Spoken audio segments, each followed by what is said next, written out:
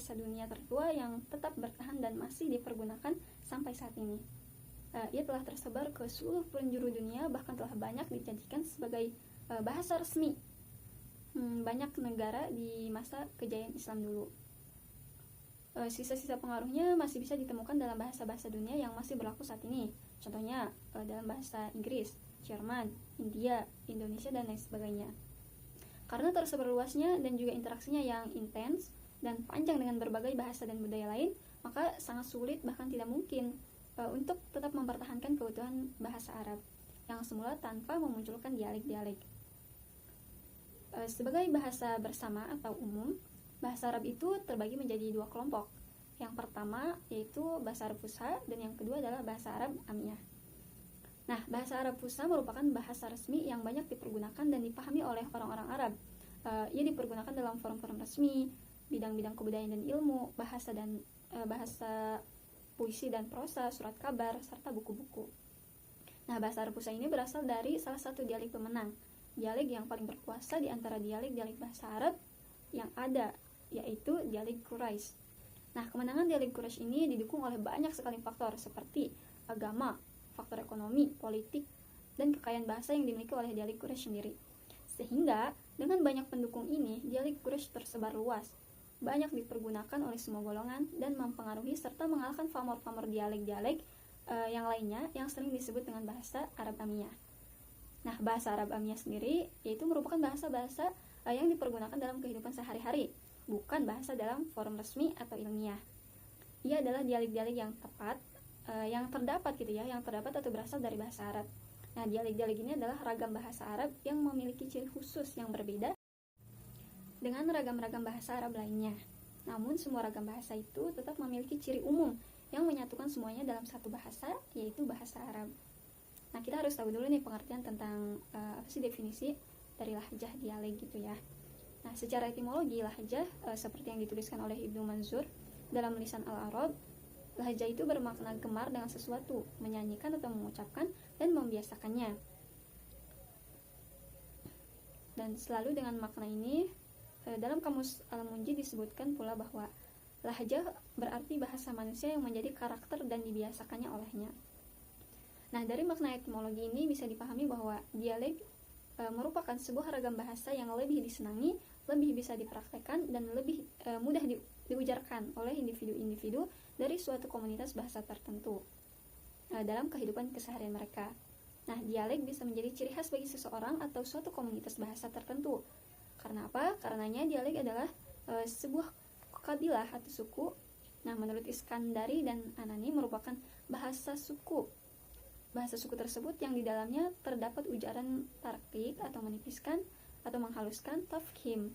Tafkhim yaitu menebalkan, tatmim menyempurnakan, tarkim memerdukan, al-hamz yaitu menekan, talyin melunakkan, sur'ah mempercepat, memelankan, wasol hamzah tidak bisa dibaca,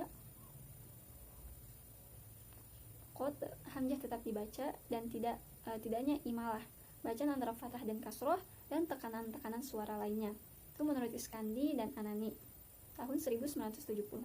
Adapun secara terminologinya, lahjah atau dialek dalam kamus Luqman diartikan sebagai variasi dari sebuah bahasa yang dipergunakan di suatu bagian dari sebuah negara yang variasinya itu berbeda dengan variasi-variasi yang lainnya dari bahasa yang sama dalam jumlah kata atau gramatikanya. Nah, lebih terperinci lagi, Daud mengartikannya bahwa lahjah dialek yaitu cara pemakaian bahasa yang berbeda dari cara-cara lainnya di dalam suatu bahasa karena masing-masing memiliki ciri-ciri kebahasaan yang khusus, dan tiap-tiap cara ini bersama-sama gitu ya, atau bersekutu juga dalam membentuk ciri-ciri kebahasaan yang bersifat umum. Itu menurut Daud tahun 2001. Dialek dalam satu bahasa yaitu tersebar luasnya bahasa dan dipergunakannya oleh orang banyak.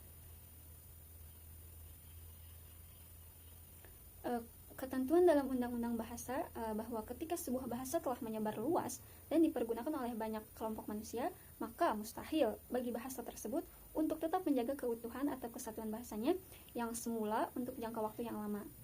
Bahasa tersebut tidak lama pasti akan bercerai-berai menjadi berbagai macam dialek. Setiap dialek pun selanjutnya berkembang melalui jalan yang berbeda-beda. Jarak perbedaan itu senantiasa melebar dan melebar di antara satu dialek dengan dialek yang lainnya, sehingga menjadi bahasa bahasa yang berbeda dan berdiri sendiri yang tidak dipahami kecuali oleh pemiliknya. Nah, meskipun faktor ketersebaran bahasa ini tidak secara langsung mempengaruhi perceraiberaian suatu bahasa menjadi berbagai macam dialek, tetapi faktor ini memberikan celah untuk timbulnya berbagai macam faktor lain yang mengantarkan ke akibat ini. Nah, selain faktor mendasar ini, terdapat faktor-faktor lain juga yang begitu berpengaruh. Di antaranya yaitu faktor politik, sosial, geografis, dan kebudayaan. Itu menurut Wafi tahun 1945 dan Daud pada tahun 2001. Nah, faktor politik juga sangat berpengaruh terhadap perkembangan bahasa. Hal ini bisa dibuktikan ketika sebuah negara terbagi-bagi menjadi wilayah-wilayah kecil yang berdiri sendiri. Hapusnya kesatuan politik ini berimbas pada hilangnya kesatuan pola pikir dan bahasa yang sama sehingga menimbulkan dialek-dialek yang berbeda. Nah, demikian juga halnya ketika negara menetapkan untuk memilih sebuah bahasa untuk dijadikan sebagai bahasa resmi yang akan dipergunakan dalam bidang-bidang seperti bidang kebudayaan, ilmu, dan sastra. Nah, bahasa resmi yang dipergunakan oleh semua kalangan akan menjadi sistem bahasa yang fasih atau bisa disebut dengan fusha.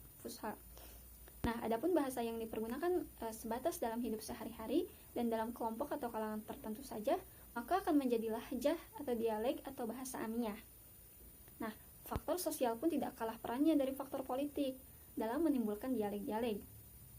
Orang-orang yang tinggal dalam satu masyarakat bisa berbeda-beda dalam status, pendidikan, dan pekerjaan. Nah, perbedaan-perbedaan ini mengkotak-kotakan gitu ya. Mereka dalam satu level yang berbeda dengan level lainnya. Dan level-level mereka ini berpengaruh pula pada bahasa yang mereka pergunakan. Misalnya nih, ditemukan perbedaan-perbedaan setara seperti setara aristokrat, pekerja, pengusaha, pedagang, dan ilmuwan.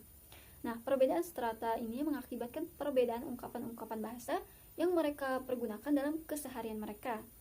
Nah, ungkapan orang berpendidikan pasti berbeda dengan ungkapan orang yang tidak pernah mengenyam pendidikan. Bahasa di lingkungan pekerjaan berlainan dengan bahasa yang dipergunakan dalam lingkungan keluarga. Demikian juga halnya dengan faktor geografis, teman-teman. Nah, faktor ini pun sangat berpengaruh dalam menimbulkan dialek-dialek. Sebagai contoh adalah situasi desa yang berbeda dengan situasi kota. Desa yang mobilitas masyarakatnya sedikit, terisolasi dan sedikit bergaul dengan masyarakat lain, maka bahasa mereka relatif terjaga daripada bahasa orang-orang kota yang banyak berinteraksi dengan masyarakat lain. Sehingga apa? Sehingga bahasa orang-orang kota tidak terhindarkan dari perubahan-perubahan karena pengaruh interaksi tersebut. Nah, selanjutnya ada juga faktor kebudayaan pun tidak kalah pentingnya dalam menimbulkan dialek. Terdapat lagi bahwa ilmu dan kebudayaan memiliki pengaruh yang besar dalam membentuk akal dan jiwa. Nah, pembentukan ini akan berpengaruh juga dalam bahasa yang dipergunakan oleh manusia. Gitu ya.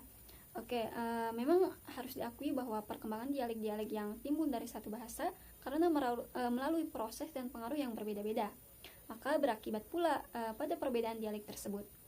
Banyak faktor yang menyebabkan suatu dialek berbeda dengan dialek yang lainnya. Di antara faktor-faktor yang menyebabkan perbedaan itu antara lain adalah lingkungan, jauh tempat tinggal, sarana-sarana kehidupan, perbedaan dunia yang dilihat, perbedaan cara memahami dan berbicara. Nah, itu menurut Iskandi dan Anani pada tahun 1976. Dengan redaksi yang berbeda tetapi dengan makna yang sama, Daud juga menjelaskan bahwa penyebab-penyebab perbedaan dialek, perbedaan dialek-dialek bahasa Arab yang satu dengan suku yang lainnya, kurangnya sarana-sarana perhubungan di antara mereka. Nah, selain itu, adanya cacat bawaan yang berkaitan dengan proses kebahasaan seperti tidak bisa mendengar dan mengucapkan. Nah, setelah diketahui faktor-faktor yang menimbulkan dialek dan perbedaannya, kita perlu juga nih mengetahui aspek-aspek apa saja perbedaan-perbedaan dialek itu muncul. Secara umum nih, bisa diketahui bahwa selain masing-masing dialek memiliki kesamaan yang menyatukan masing-masing dialek dalam satu sifat umum, dialek-dialek ini juga memiliki kekhasan tersendiri, atau dengan kata lain, tiap-tiap dialek memiliki ciri-ciri khusus yang berbeda dengan dialek yang lainnya. Nah, perbedaan antara dialek-dialek ini terdapat dalam berbagai macam aspek, yaitu suara, makna, kata, dan kaidah atau morfologis dan sintaksisnya.